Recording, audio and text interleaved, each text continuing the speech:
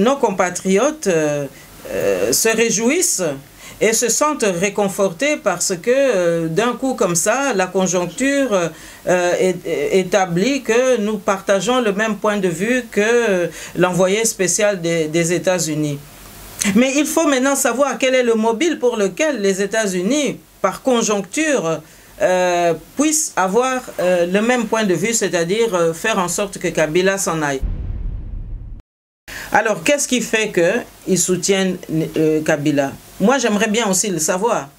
Parce que quand je vois que ici, même pour nos enfants qui ont des diplômes absolument extraordinaires, il y en a qui sont des ingénieurs et il y en a qui sont des médecins, mais qu'il faut encore parfois faire preuve vraiment d'expertise supplémentaire pour mériter un travail, eh bien, quand je vois toutes ces exigences, tous ces curriculum vitae qu'on exige aux autres, et que pour avoir un travail, et qu'à Kinshasa, on vient nous mettre, et on appuie un incompétent. Oh, Tshisekedi ngana yebaki, boyebi soute. Tango abimaki esika moko boye, alobi Mobutu aza monstre. Bon, entre Mobutu na Kabila, nani aleki monstre, pote lelo, ba meme la biso ba solution que non Kabila tika la même un jour de plus.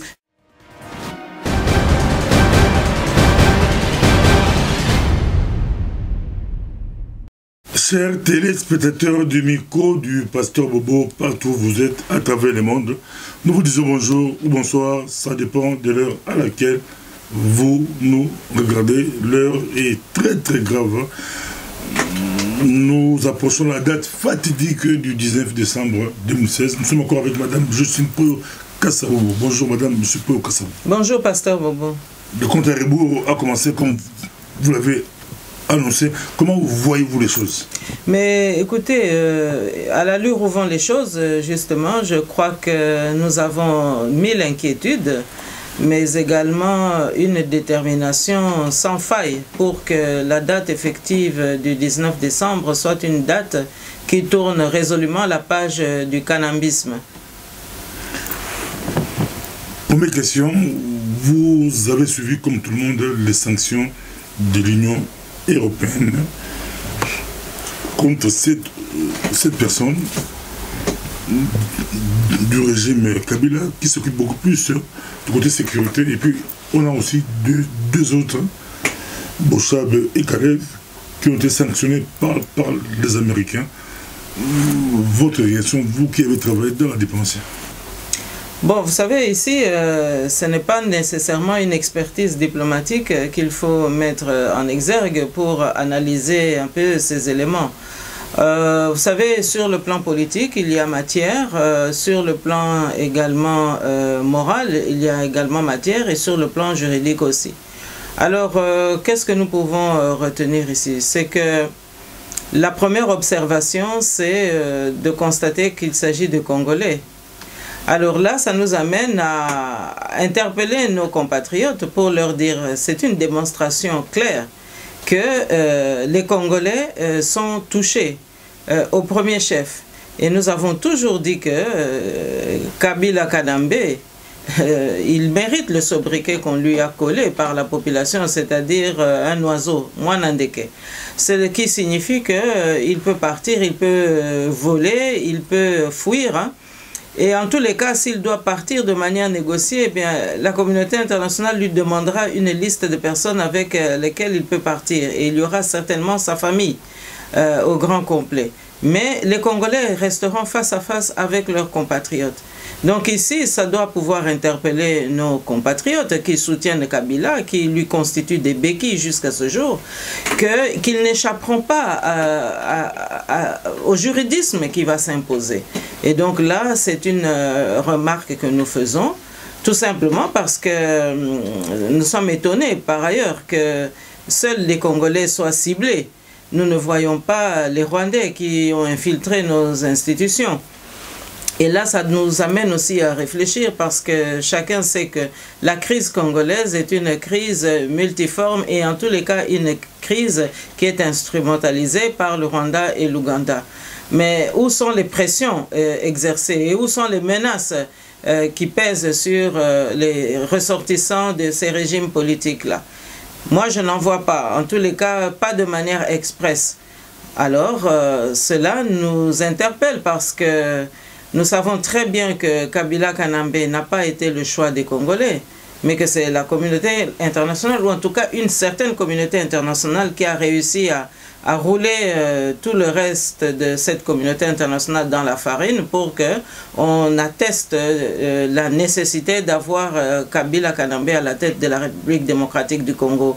Et donc, on n'a pas eu besoin des Congolais pour nous l'imposer. On a toléré le manque de respect des droits de l'homme pendant tout ce temps de sa part, et aujourd'hui, voilà, il y a des sanctions. Mais à mon avis, ces sanctions sur le plan politique, ça pose aussi un problème. Je dirais même que ce sont des sanctions qui sont injustes. Non pas que je défende nos compatriotes, loin de là, puisque nous avons tous à leur reprocher maintes choses, mais j'estime que ce sont des sanctions tout à fait injuste. Pourquoi? Parce que la communauté internationale devrait assumer son rôle. Mais c'est-à-dire non pas de s'afficher comme justicier mou, mais d'être juste. Parce qu'on a vu au temps de Mobutu, cette communauté internationale, lorsqu'elle avait considéré que l'heure de Mobutu était révolue, eh bien, elle n'a pas manqué d'appliquer les sanctions, non seulement de les annoncer, mais de les appliquer également et d'être tout à fait intraitable par rapport à cela. Alors ici, nous voyons 2 poids 2 mesures. Oui, il y a des pressions, mais on n'appuie pas tellement sur l'accélérateur du canambisme, c'est-à-dire ses frères, ses sœurs. Après tout, ils ont gouverné ensemble, mais c'est beaucoup plus sur les Congolais. Et donc là, moi, je m'inquiète beaucoup, parce que c'est toujours lorsque le Congo est à la croisée des chemins qu'on vient sanctionner les Congolais, mais on épargne un individu. Et moi, je m'interroge, pourquoi est-ce qu'on prend tant de précautions pour épargner Kabila? Il y a longtemps qu'il aurait dû partir, figurez-vous, parce que 2 législatures sous la tricherie et des masses de fraude électorale, comment est-ce que la communauté internationale a pu tolérer cela? Et je demande à cette communauté internationale qu'elle soit honnête. Qu'elle soit vraiment honnête, parce qu'aujourd'hui, nous avons vu le régime de Kabila, qu'est-ce que ça a coûté au peuple congolais? 8 millions de morts et plus. Nous avons vu des fosses communes, nos enfants être massacrés. Nous avons vu la répression sévir. Pas de courant, pas d'électricité dans beaucoup de quartiers, pas d'eau, des services de soins de santé absolument immondes. Et donc tout cela, on l'a toléré. Parce qu'il faut quand même le dire, Pasteur Bobo. Aujourd'hui, Kabila arrive fin terme. Mais je pense qu'on pouvait déjà lui signifier qu'il devait quitter le pouvoir même en 2011. Donc la communauté internationale ne doit pas camoufler ses propres turpitudes dans des sanctions qui sont des demi-mesures. Nous pensons qu'elle doit aller au fond des choses et elle doit être aussi déterminée pour que des sanctions efficaces puissent effectivement jouer. Beaucoup de Congolais vous suivent, madame, juste pour savoir pourquoi des sanctions, des demi-mesures. Parce qu'à l'époque de Mobutu, on a vu de vraies sanctions. Mobutu était obligé de céder. On a vu avec Gbagbo, Bogo aussi a cédé parce qu'il y avait des vraies pressions. Mais au Congo, on ne comprend pas. On ne comprend pas. Essayez un peu de nous expliquer. L'Occident n'a pas lâché Kabila. Eh bien, écoutez, elle voudrait bien lâcher parce qu'il y a une sorte de conjoncture mondiale en géopolitique qui guide à cela. Mais vous savez, cette communauté internationale, ou en tout cas une partie d'elle, est quand même taraudée par toutes les manigances et toutes les magouilles qui ont eu lieu. Et j'aimerais quand même ici qu'on puisse distinguer les choses. Vous avez la communauté internationale, une sorte de nébuleuse comme ça global, mais à l'intérieur de cette communauté internationale, vous avez toujours des précarés, notamment en Afrique. Et le précaré qui concerne le Congo a toujours eu comme membre du leadership, c'est-à-dire la Belgique, hein, l'ancien colonisateur. Et donc là, il faut quand même qu'aujourd'hui, on puisse vous répondre en disant que eh bien, la Belgique n'a pas encore totalement lâché Kabila. Je crois bien pouvoir le dire, car si tel était le cas, tout le reste de la communauté internationale aurait suivi. Parce que vous savez que le principe du respect du précaré, tel que issu de la logique même de la conférence de Berlin, c'est-à-dire des zones d'influence où chacun sait jusqu'où il peut aller trop loin, et au-delà de ce point, de cette ligne jaune, laisser le partenaire jouer son jeu, eh bien, en vertu de cette règle-là, eh bien, la Belgique a eu quand même, une certaine Belgique du moins, a eu quelques marges de manœuvre qui ont fait que Kabila est resté au pouvoir.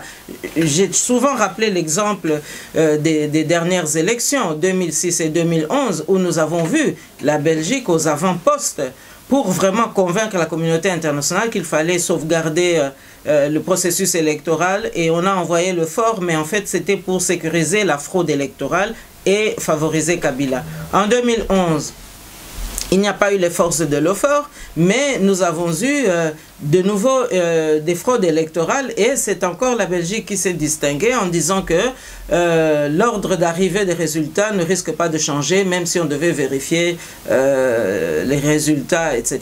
Et donc, on a de nouveau authentifié et légitimé Kabila, alors que la réalité sociologique et sociopolitique ne l'indiquait pas.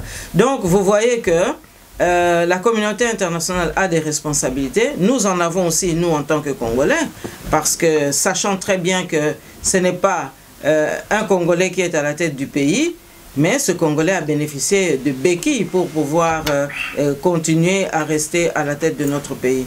Donc, je pense que le moment est venu pour nous de distinguer et de discerner quels sont les véritables enjeux de toutes ces gesticulations que nous voyons à Kinshasa actuellement. Car il y a des enjeux qui cachent des agendas cachés. Le gouvernement Kabila, il rejette les sanctions de l'Union européenne et puis beaucoup plus des États-Unis pour Mende qui a mis les Américains, qui a dit que c'est eux les gendarmes du monde. Vous regardez par rapport à cela, vous savez, Mende est en train d'ironiser. Il est honnête, c'est comment?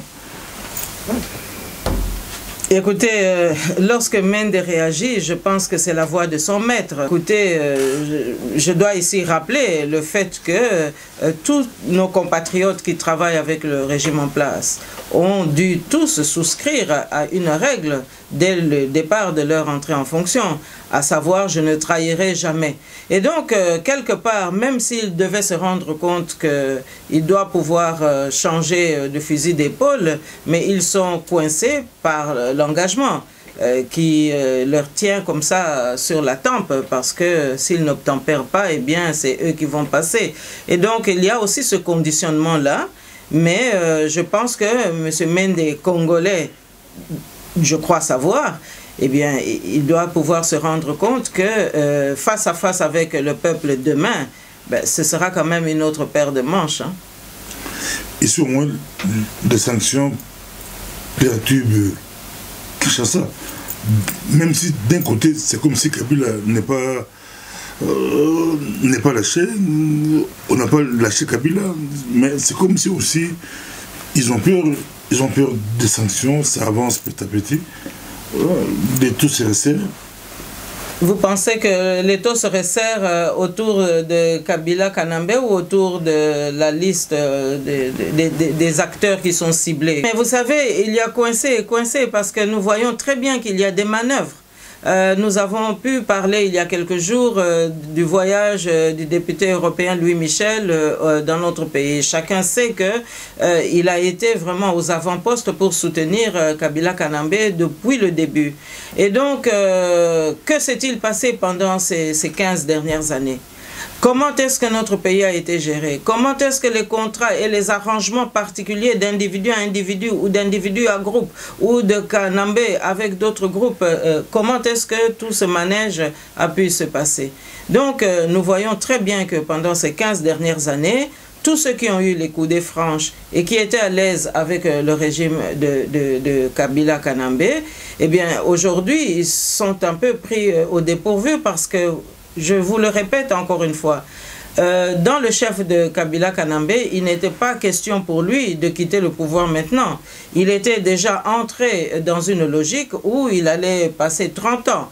Parce que je vous le dis, on était en train de lui phagocyter un CV pour qu'il puisse devenir l'ami du futur roi des Belges.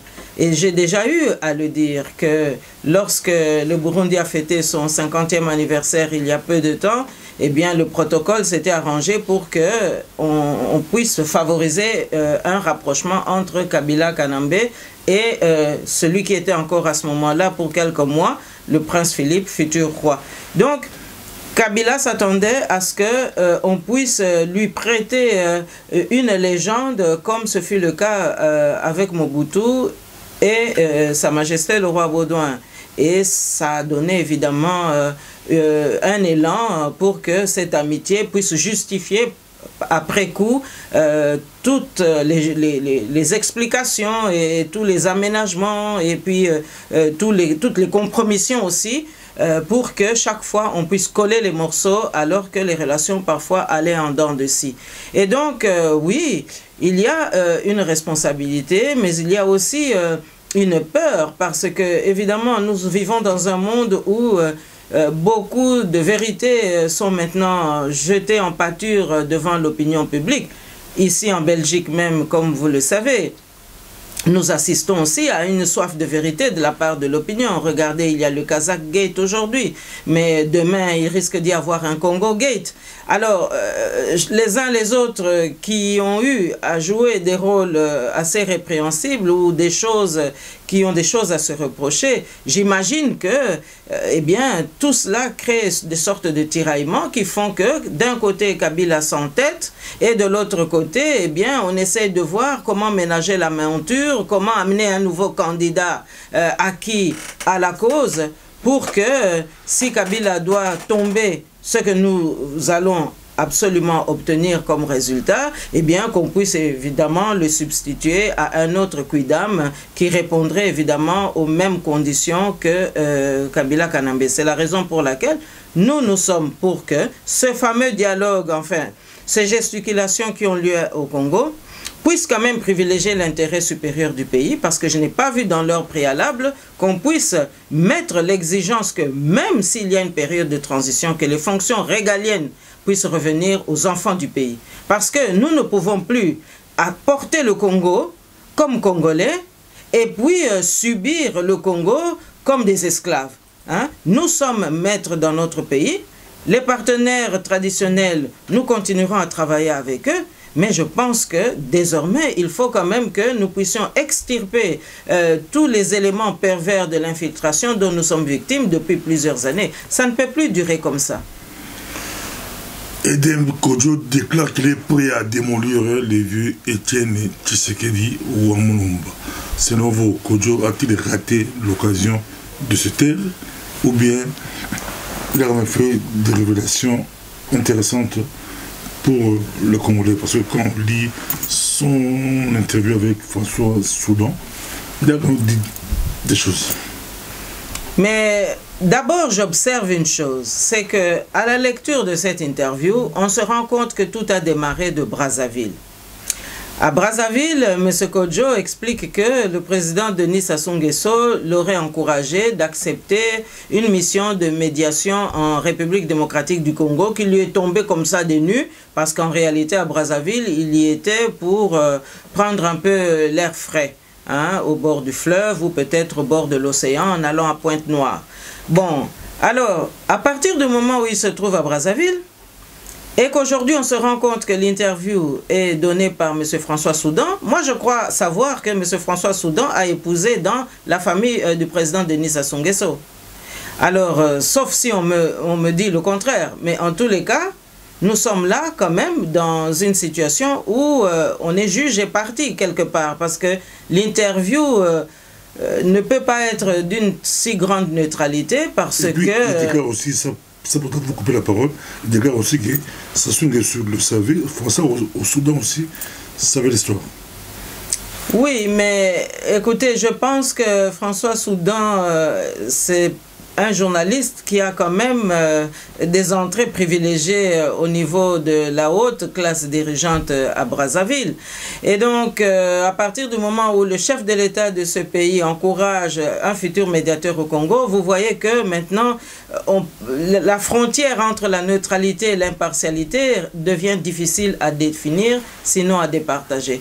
Et donc, je pense qu'à partir du moment où les uns ou les autres à Brazzaville avaient mille raisons d'être déçus de la part de M. Etienne Tshisekedi, qui n'a pas donné une suite favorable à toute cette démarche, en tous les cas par rapport à leur point de vue, ça peut aussi expliquer qu'une interview soit maintenant utilisée comme une porte ouverte afin que les vannes soient lâchées et qu'on puisse déverser de telles énormités. Parce que moi, j'ai toujours dit que M. Edem Kodjo n'avait pas à jouer ce rôle dans notre pays. Nous l'avons déjà dit à votre micro plus d'une fois. Nous avons même fustigé à une certaine époque en disant que il était plus complicateur que facilitateur. Alors, en entendant aujourd'hui de tels propos dans une interview, à un moment crucial où le peuple congolais doit redéfinir son destin, même s'il y a cafouillage au niveau de Kinshasa,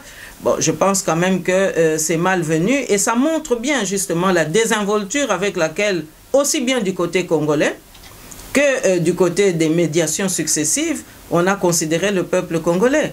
Parce que comment est-ce que de tels propos peuvent aujourd'hui sortir, le démolir, mais démolir, vous voyez que ce sont vraiment des expressions qui peuvent amener très très loin.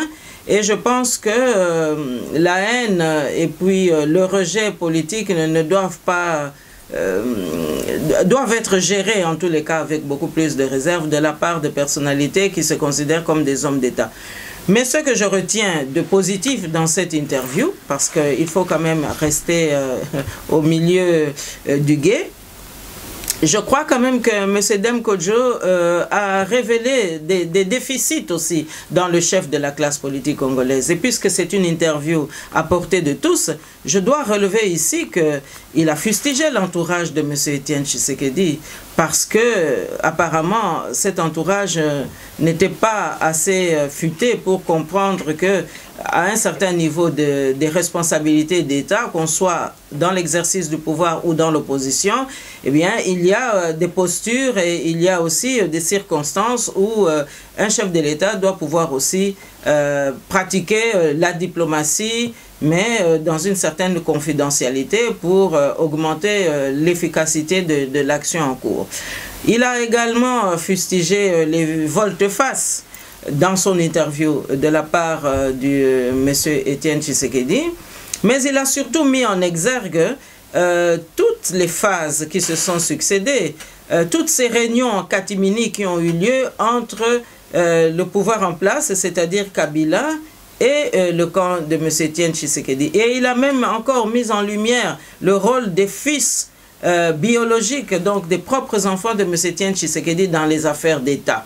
Et je crois que là, lorsqu'on veut bien se donner la peine d'être objectif, c'est une manière de réveiller les Congolais et de nous montrer que dans des affaires d'État, ce que lui, Kodjo, a eu à subir à cet égard, eh bien, ce sont des erreurs que nous devons éviter dans l'avenir. Parce que un leader politique qui envoie ses enfants qui n'ont pas l'expertise politique pour traiter avec des hommes d'État, eh bien, ça ne peut pas donner de bons résultats.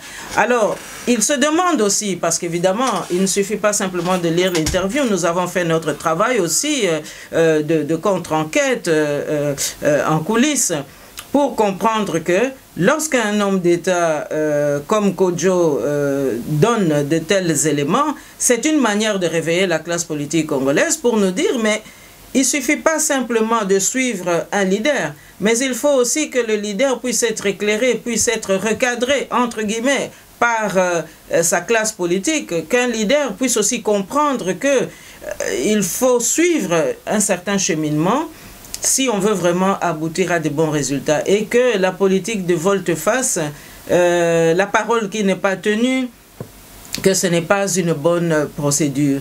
Alors, je pense que là, il y a des leçons à tirer, de toute manière, et également, il y a des conséquences que nous observons aujourd'hui.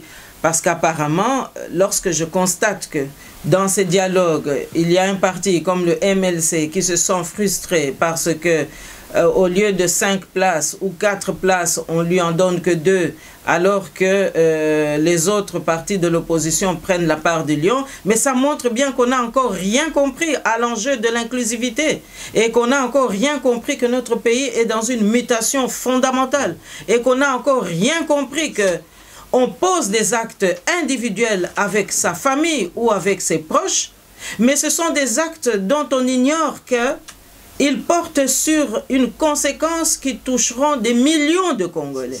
Et donc, on utilise le dossier du pays, on utilise les enjeux actuels comme si c'était un mouchoir de poche dans sa maison, alors qu'on est en train d'engager l'avenir de millions de Congolais.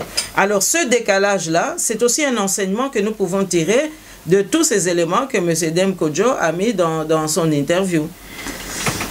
Le rôle des USA, selon Dem Kodjo, dans ces relations, dans ces révélations, vous voyez, c'est toujours Tom Perillo qui propose le panel des négociateurs autour du facilitateur et directement l'opposition. Etienne Tshisekedi et l'opposition épousent directement l'idée des Américains. Les Américains cherchent quoi juste? Mais non, écoutez, je pense qu'il faut inverser un petit peu votre question. Ici, nous sommes en pleine naïve politique. Et quand je dis naïve politique, c'est pour opposer cela à la réelle politique. Et la naïve politique auquel nous assistons aujourd'hui, c'est quoi? C'est que nos compatriotes se réjouissent et se sentent réconfortés parce que d'un coup comme ça, la conjoncture établit que nous partageons le même point de vue que l'envoyé spécial des États-Unis. Mais il faut maintenant savoir quel est le mobile pour lequel les États-Unis, par conjoncture, puissent avoir le même point de vue, c'est-à-dire faire en sorte que Kabila s'en aille. Est-ce que nous défendons les mêmes enjeux? Est-ce que nous sommes là avec les mêmes mobiles, avec le même agenda? Car j'aime bien vous rappeler, et permettez-moi de le refaire encore une fois, que nous étions dans un même contexte, il y a à peu près une quinzaine d'années, lorsque les mêmes que nous voyons aujourd'hui déambuler entre la Senko et Limete et Kinshasa, lorsque nous avons vu les mêmes aller à Sun City, eh bien, de quoi s'agissait-il? Eh bien, il s'agissait aussi d'une convergence de vues entre la communauté internationale, dont les Américains, qui estimaient que le temps de Kabila était terminé. Et je peux encore remonter un peu plus loin, idem lorsque Mobutu devait quitter le pouvoir. Les Américains étaient d'accord à ce moment-là que his time is over, c'est-à-dire que le temps de Mobutu est révolu. Et donc, ce n'est pas parce qu'il y a une conjoncture qui permet que nous puissions partager le même point de vue, c'est-à-dire la nécessité de changer l'ordre des choses, de changer le régime politique, qu'effectivement les Américains sont là pour nous. Je crois que pour que les Américains puissent aller dans le sens de la volonté du peuple congolais, mais il faudrait que les Congolais eux-mêmes puissent distinguer quels sont leurs intérêts et qu'ils défendent ces intérêts. Mais je ne dis pas non plus que ce sont des intérêts absolus. Ce sont des éléments qu'on met sur la table et où chacun doit pouvoir se retrouver gagnant-gagnant. Or ici, il n'en est rien. On se réjouit parce que Pierrello est là. De la même manière qu'ailleurs, en d'autres temps, on se réjouissait que Bill Richardson est là. Ou même encore, certains allaient jusqu'à penser aussi que Swing était là pour nous. Mais nous avons bien vu que on utilise la classe politique congolaise, on utilise M. Etienne Tshisekedi, on utilise justement cette naïveté pour que nous, on puisse faire le ménage, exactement comme une femme de ménage fait le ménage dans une maison, et lorsque tout est propre, et ce n'est pas nécessairement pour l'intérêt du peuple congolais. Sinon, on n'aurait jamais eu les 8 millions de morts. Regardez le génocide auquel nous sommes aujourd'hui confrontés. Quelle est la puissance occidentale qui en fait un leitmotiv, qui en fait vraiment un étendard pour défendre le peuple congolais? Je ne vois personne. On en parle furtivement, épisodiquement. Lorsque Human Rights Watch dit quelque chose, hein, effectivement, mais c'est beaucoup plus pour donner des outils en cas de sanctions, comme nous le voyons aujourd'hui, mais pas des outils pour la libération du peuple congolais. Et c'est donc là que moi j'appelle le peuple congolais et toute cette classe politique à Kinshasa, que notre devoir, c'est d'abord de disséquer quelles sont vraiment les strates de la compréhension que nous devons appliquer pour que nos intérêts et l'avantage du peuple congolais soient pris en compte. Ne soyons pas l'aspirateur qui va permettre à la communauté internationale de venir mettre les Rwandais. Parce que je vois déjà nos compatriotes, Pasteur Bobo, qui étaient déjà là avant même qu'on sache que évidemment qu'il n'y aura pas d'élection, qui était déjà en train de brandir des candidats, alors que à la vérification près, comme on l'a fait pour Sami Badibanga, eh bien on a vu qu'il y a des candidats qui ne sont pas du tout qualifiés pour gérer notre pays.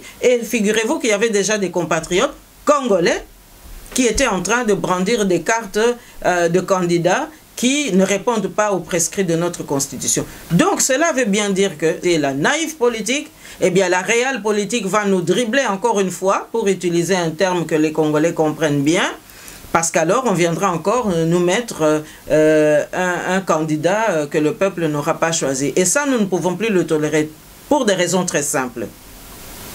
L'Afrique aujourd'hui, et le Congo en particulier, est aux prises aussi de l'instabilité qui règne dans le monde à cause du terrorisme. Et nous voyons bien comment l'Afrique est affectée également. Hein. Pas plus tard qu'il y a 2-3 jours, vous avez pu constater vous-même qu'au Nigeria, il y a toujours des problèmes. En Afrique australe, Kenya, là-bas, il y a aussi des problèmes. Il y a des foyers de tension. L'Afrique du Nord, tout cela est en train de déferler. Il y a le Mali. Et donc, il ne faudrait pas qu'en Afrique centrale, nous soyons si faibles que nous puissions maintenant être les robinets qui puissent laisser passer cette vague du terrorisme. Et donc, à partir de là, nous, Congolais, nous devons absolument assumer notre rôle, c'est-à-dire de pilier de l'Afrique, étant donné notre position géostratégique, mais également, nous devons aujourd'hui interpeller ceux qui prétendent aller maintenant là avec la Senko et les évêques jouer les grands Manitou parce qu'ils veulent redéfinir la carte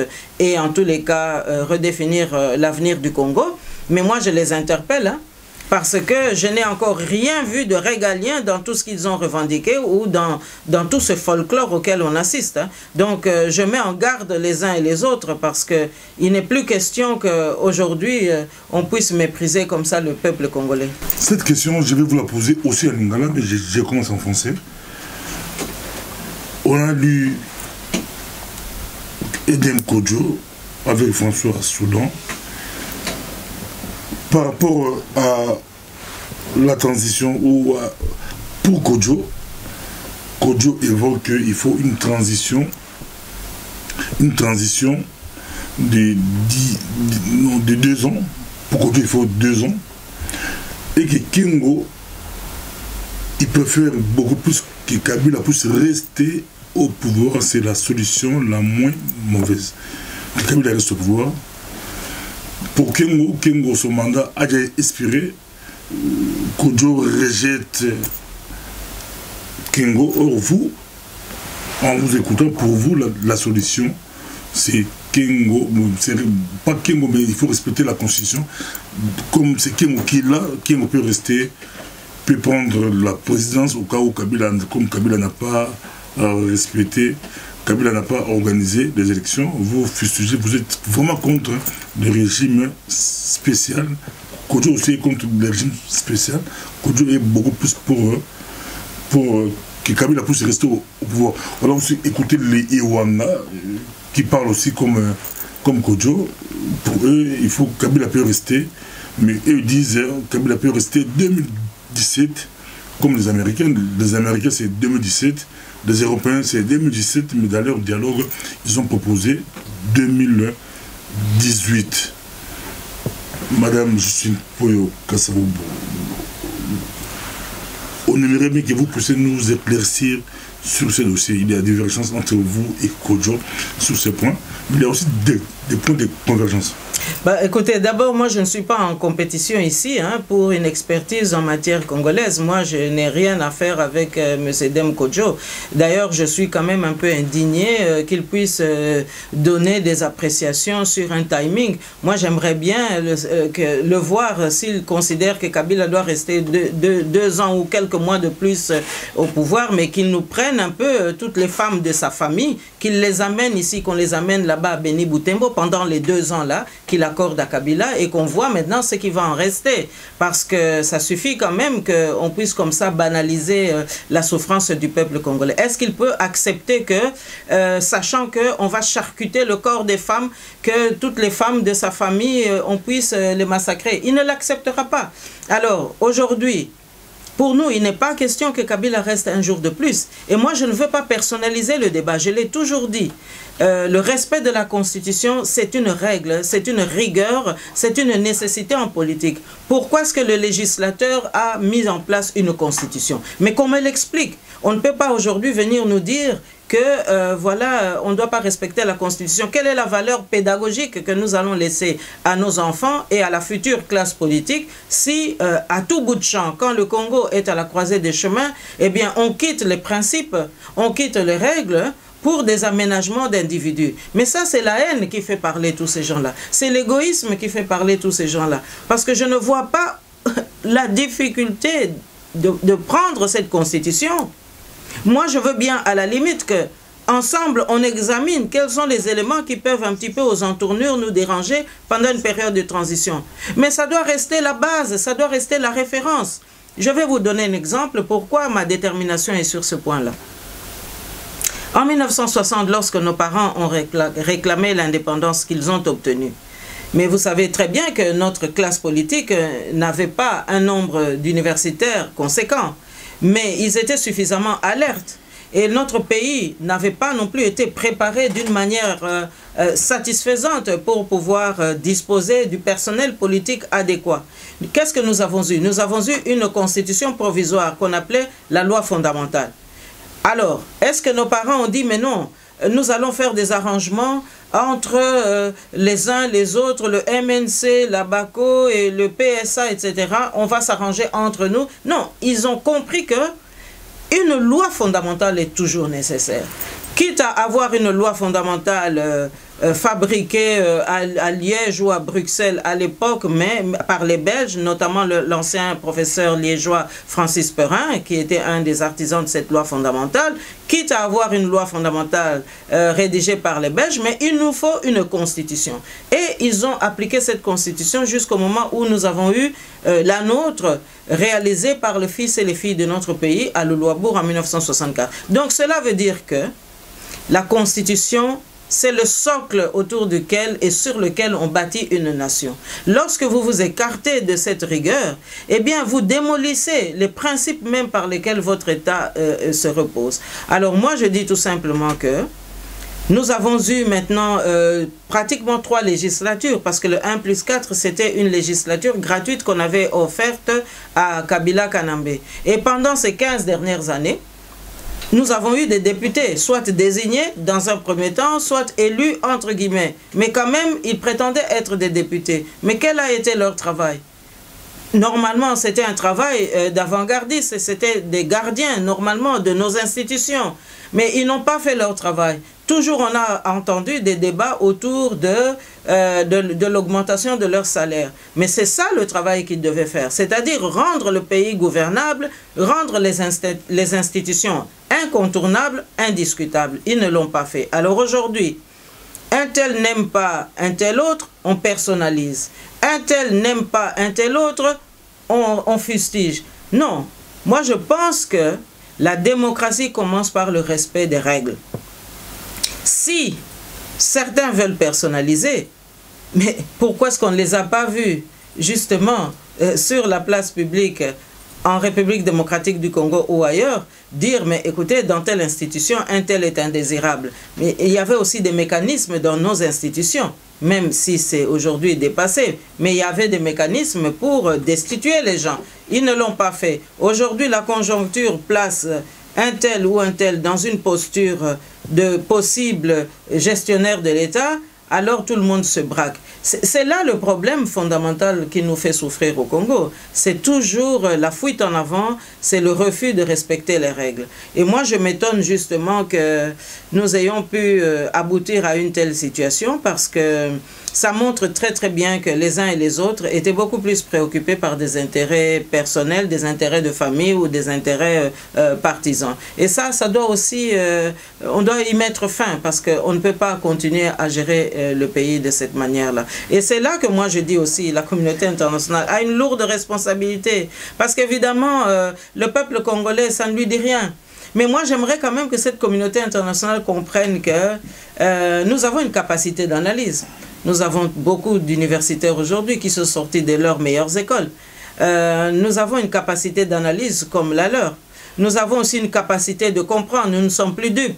Nous avons aussi une capacité d'étudier, de comprendre, d'aller fouiller dans l'histoire pour savoir exactement quels sont les mobiles qui ont poussé les uns à accepter des dictatures chez nous, pendant que chez eux, ils n'accepteraient même pas Kanambé dans un conseil communal ici, parce qu'ils nous diront directement non, il est incompétent. Mais comment est-ce qu'une communauté internationale qui est censée avoir des hommes intelligents, qui prônent l'humanisme à tout bout de champ, comment est-ce que cette communauté internationale peut se dire que dans notre pays, un pays aussi stratégique que le Congo, il faut mettre un incompétent? Donc là, c'est de la criminalité ça aussi, voyez-vous. Et donc, moi, je m'insurge contre toute cette situation parce que la capacité d'analyse, l'intelligence, l'anticipation et aussi la détermination, ce sont des qualités que nous avons. L'humanisme, nous l'avons aussi. Mais écoutez, les 2 poids 2 mesures et cette politique de continuer à nous déverser des déchets de démocratie, ça, il n'en est plus question. Mais que cachent les jeux des Belges? Parce que vous dites que la Belgique continue à être...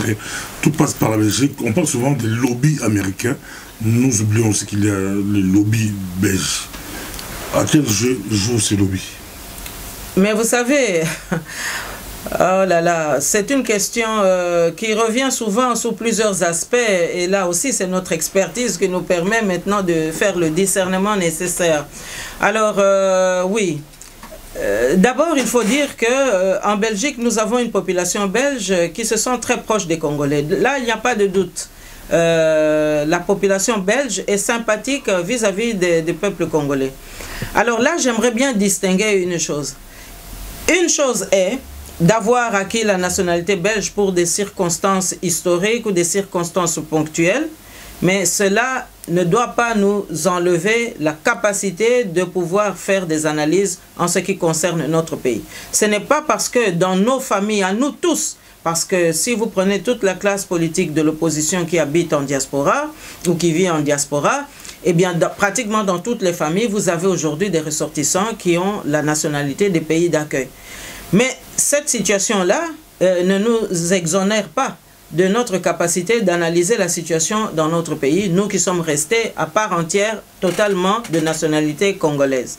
Alors, quand vous me posez la question de savoir la Belgique, oui, vous savez, la Belgique, ancien colonisateur, a toujours eu des intérêts économiques au Congo. J'ai déjà eu à vous expliquer que 1960 ne s'est pas fait vraiment dans la facilité parce que le portefeuille de la colonie a été extirpé de Léopoldville, comme on le disait à l'époque, pour venir ici en Belgique alors que le pays avait besoin de récupérer tous ses deniers.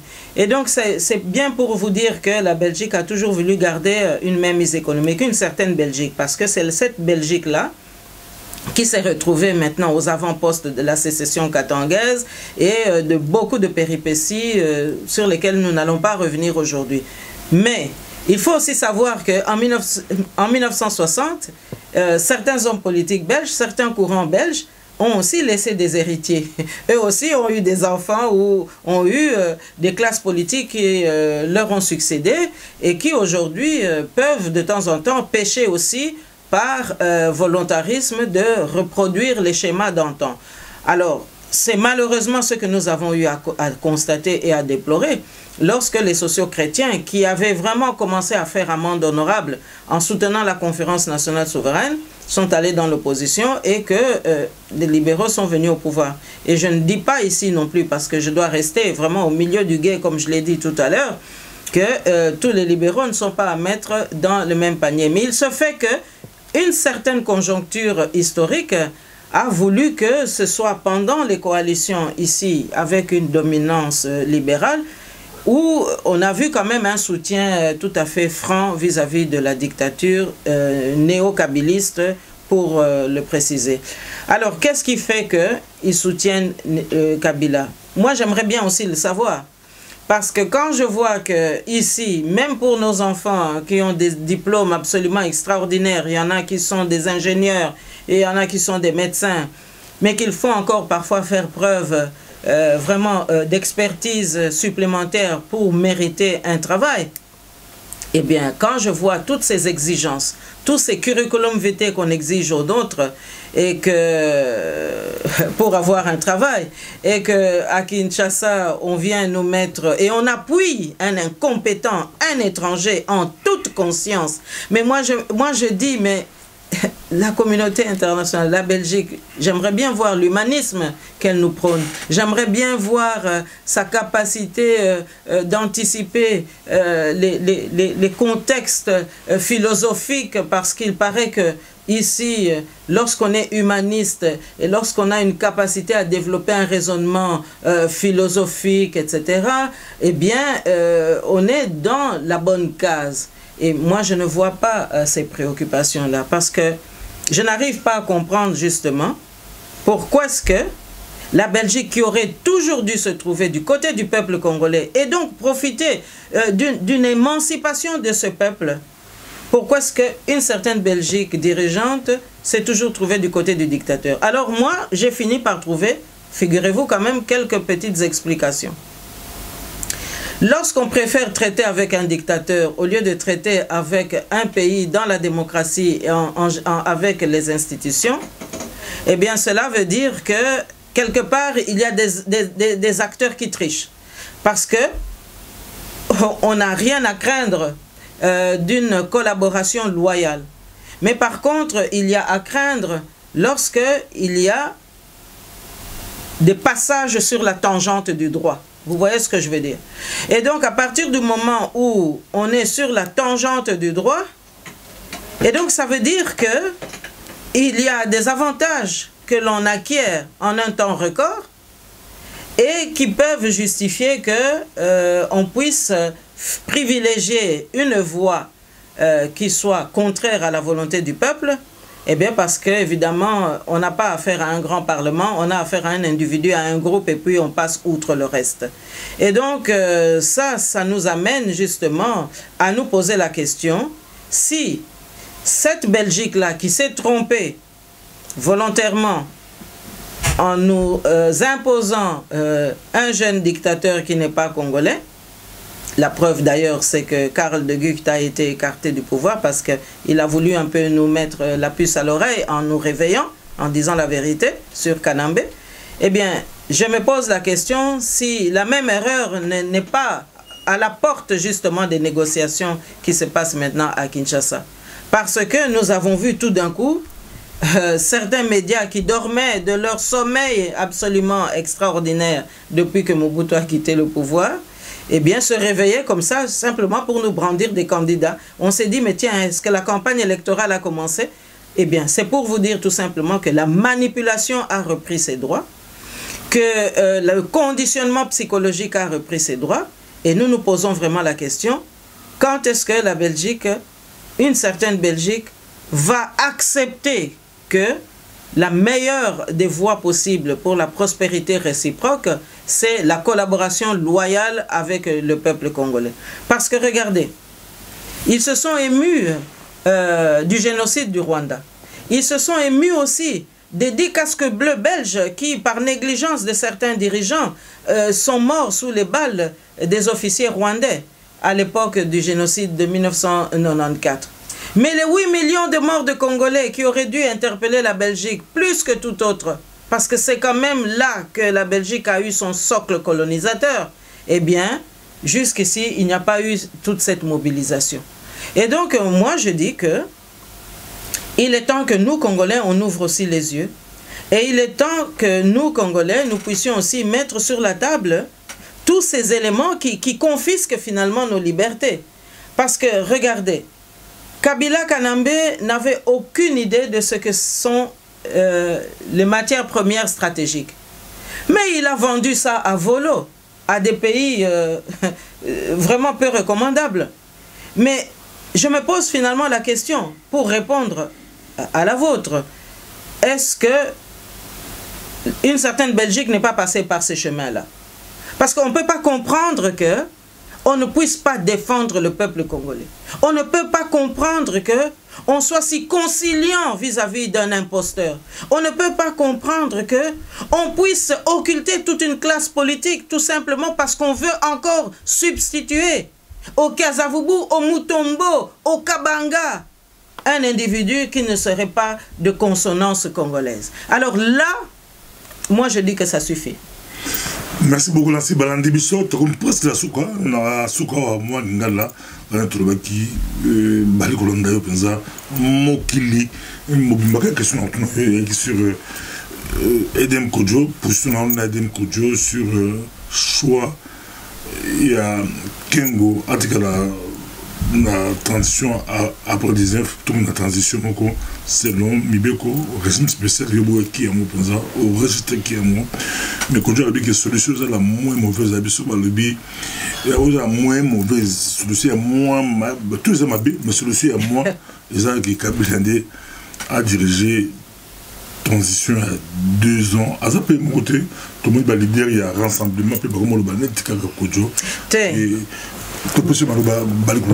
nakanisi na ebite loko nini ezolobisa bango ndenge wana balidera rassemblement banani poto yebi biso tosalaki kaka na Papa Etienne Tshisekedi na ndenge kaka nayebaki Papa Etienne Tshisekedi na wuti kolobela yango tolekisi sanza mobimba tozozongela kaka kombo wana ya Papa Etienne Tshisekedi pona kolobake no oyo Tshisekedi nga nayebaki akoko ndima makambo ndenge wana te. Alors nayebi te soki baza kopesa ye eloko nini, soki azomela eloko nini, soki pe baza ko manipuler ndenge nini pote makambo boye komela biso oyo Tshisekedi nga nayebaki boye biso te. Tango abimaki esika moko boye alobi Mobutu aza monstre. Bon entre Mobutu na Kabila nani aleki monstre pote lelo ba memela biso ba solution que non Kabila tika la même un jour de plus. Les 19 Kabila fois kende.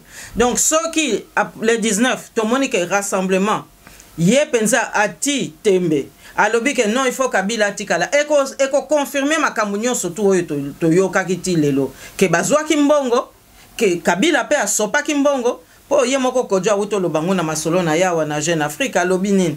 Alobi oko banda Monaco ko banda Italie ko banda Ibiza tout ça nani afutaki ba hotel wana bazolo ba mbongo élection ezate mais mbongo monana ki pona ko lesa bato wana nyonso na ba hotel wana ba ko mema bango nzinga boye pona ko bota eloko nini o facilitateur bango moko mutu basenga ki bato rassemblement facilitateur Kodjo soki pe totali bientôt que nena na muzindo to zala honnête est-ce que ye Kodjo ayebaki que jour moko bakoya ko benga ibo ba bengi e pamba te exigence utaki na rassemblement o to lingi facilitateur to lingi te Kabila convoqué mais siko ba yebaki te que libaku mususu ko yake oh non communauté internationale o bango bazako ya ko tia moto ba lobite donc les Africains biso toza biso pona ba discours wana te po Kabila zo comme fin mandat il faut kaka fin mandat kende loko balingi dialogue alors bino na bino ba africain bo sol na masolo wana bake ko loba non Union africaine yo lukela bango facilitateur après comme ba boyi mais batu ba luka ki facilitation liboso eza bata rassemblement donc ngai na zolo ba boyi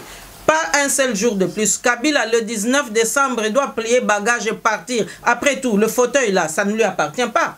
C'est nous qui avons la légitimité de revendiquer ce fauteuil. Même bande konanga rassemblement. Baza usalaka boko kima biso. Moko na bango awutia wa kalamingite. Awutia wa kalamingite to mona ki na Charles Roy. Yekuta mona ki biso te to bengi e to lobi makamunini wana ezol. yo awa ozo sanini mama Justine ngalo bie mboko ya biso ato ke kuna na kinok to komona na kaka alors alobi ote na 3 jours naza ko ya na Bruxelles to yebisa yo penza makamundenge elekanaki ayawa akena ye bango wana o bake ko défendre intérêt à peuple congolais aye na Bruxelles akena ye aluki kaka ba journaliste ya o ba bomba makawana ake asololi na bango nde akei est-ce que ndengo na nde to kokamba mboka bango wana ba leader à rassemblement lelo donc Tshisekedi onga na yebi akokai kondima makamba boyete parce que na monstre o ya qualifiaki donc Mobutu o ba mesanaki na ye ba salaki na ye musala elongo na Kabila oyo aloba na biso ke Kabila nde mutu aza lelo na valeur donc alinga sala nini andima oyo ba Louis Michel ba salaki po ba Louis Michel basi ba bongisaki ke non Kabila kotika la 30 ans tozo sala lokwa biso tozo koma mibange me toko bongisa toko sala kopa le mwana yo kamata bo yo kuna kamata bo cousin yakawa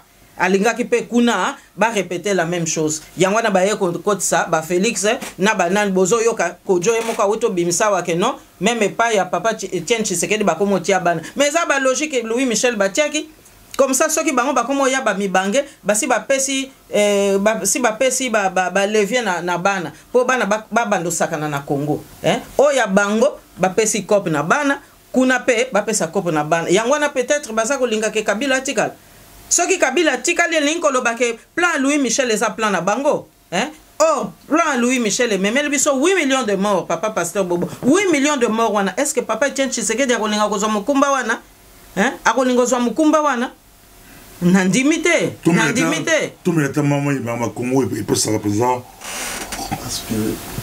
Et bien, ça ne me pas si on remet l'aspirine, on remet la dafalgan, mais Congo, ça m'a boule, tout le monde qui va Congolais, va marcher, n'a pas tout, tout connaît, va marcher, belé, avec tout, plein, poteau, ma faute des sud, va marcher, belé. Mais Mikolo, comment on marche à la société, Barobin Gabato, attends moi 2, Barobin 4, Barobin 20, Barobin, mais toujours plus le 19 décembre. Bateau tout Barobin dans le langage américain, il va ta Kojo, chemin américain, américain, madame, je sais pas pourquoi ça va américain, bazar la swing, Alexa Kabila, grave américain. Baba schéma, on peut avoir compliqué. Tous en ailleurs, diaspora, Bakolanda yo, Bola di où tu es pas mon. Et comme ça, on dirait, Périlo, et on est même des pas le big non, Périlo a big bazo kende la bango, a big Donald Trump a gagné l'élection, a rechangé bateau, et en gros, bango bazo bête Kabila bigogo la souka, bigogo pensé la souka, mais à Bossani qui il va monter au Monsoussouran, il y a un secrétaire Cohen dans la bague, de l'administration américaine pour changer la montée politique, attends, va changer président et qu'on change. Tu peux se mal au soukous de Cambo, Congolais, on dirait la classe politique congolaise, il y a 4 au petit bon fimbo, il y a des bandes de pondré, bola de pongé, il y a des sont croisés dans le salon politique, au moins on a solo quoi, l'Américain va décider, l'Américain va lobby. Or, le bonsoir, il y a peuple, nous tous, Maboko, il y avait des manifestations, mais ce que comme ça, il y a des Kojo, l'Américain, le Kojo, savait que carnet américain le rassemblement à Zarolanda Bango. Te wana nyonso ezali manipulation. Papa pasteur Bobo ezali technique ya manipulation. Tokota kelasi, kelasi wana toyebi yango na mikanda, toyebi yango pe na expérience. Wana nyonso ezaba technique ya intoxication pe ya manipulation. Omoni peuple congolais bolanda makambo wana te. Wana nyonso ezaka kapona kolembisa bino po baza mingi basali mbeba na mboka na biso. Baza mingi basali ba trafic ya ndenge na ndenge na bamboka na bango awa. Papa pasteur Bobo bazo banga bakota na boloko. Oyebi na Congo na biso ba dossier mingi eza wana. Oyebi de 8 moko ba bomaki awa kala mingi. Soki na ba princesse moko, soki ba Kempiski, soki ba nani o ba utaki Allemagne wana. Oyebi dossier wana ko. Mundele moko de 8 moko akufia wa. Est-ce que dossier wana Cécilie nani alobi ke ba oyo baza konzinga nzinga ah non bosala boy bozwa candidat boy peut-être eza po ba bata mabien parce que ba yebi ke na ba dossier wana ba koki toujours ko benga bango ata comme témoin ah yo mona ke loko te oyoka ke loko moko te jour ozwa ki avion kiti na Kinshasa to kiti na Lubumbashi na mine wana na Shinkolobe kuna bokene ko yiba uranium est-ce que yé pas ala kité bazo banga on se montre. Donc, à partir de ce moment-là, Bango Baza Sala ba cure d'intoxication pour le peuple congolais a continué pongi oh papa Tshisekedi albaki pongi ba bébé.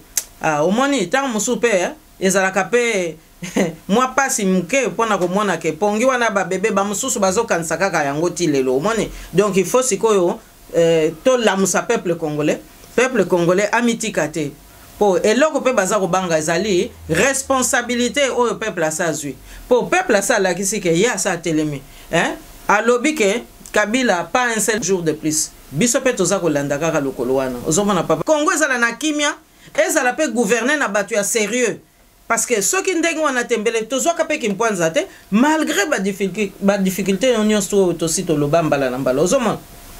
Donc mboka na biso eza na besoin to sikola yango mais toko sala musala wana elongo na peuple congolais.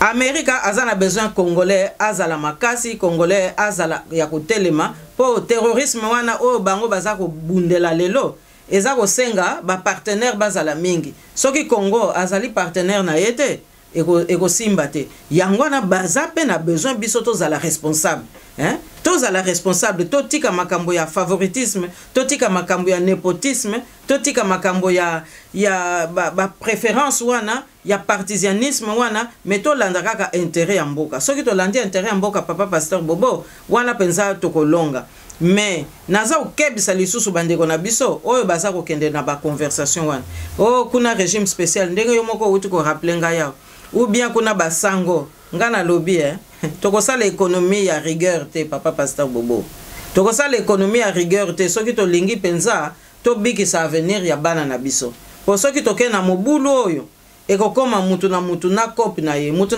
na camarade na ye ozomona lobi o ba oyo bazaki pe ba premier ministre na Congo bango pe bakoya ba lobi o te ngai pe nazaki premier ministre pona bana na ngai yango ozomona.